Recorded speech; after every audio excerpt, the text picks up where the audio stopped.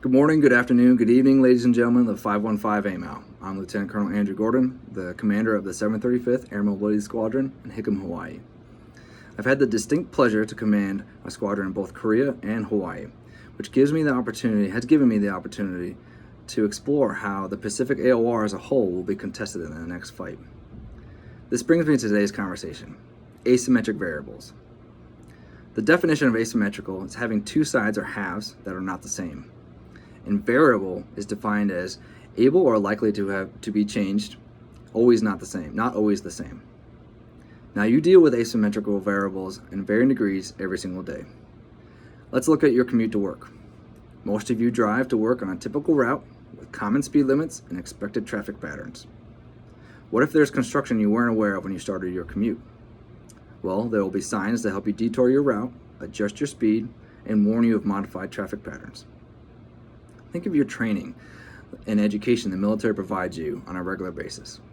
This development is meant to be like construction signs to help you navigate asymmetric variables you may encounter in your daily mission accomplishment. No one tells you how to navigate the construction. You're expected to do it safely based off the guides, just like your daily tasks. But what if on your commute to work, you witness an incredible accident unfold before you? What do you do now? Do you panic and become part of the accident? Do you control your vehicle and get yourself to safety? Do you stop and render aid or help traffic navigate around the accident? Or do you just proceed to work? There are no signs or aids to tell you what to do in this scenario.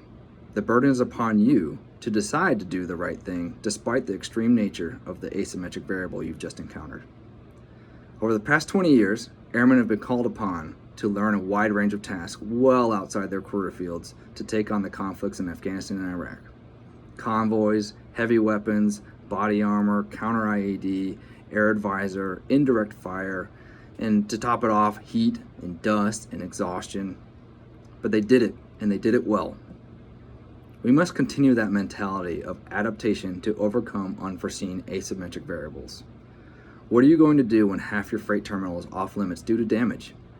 What are you going to do when half your maintenance capability is deployed around the AOR?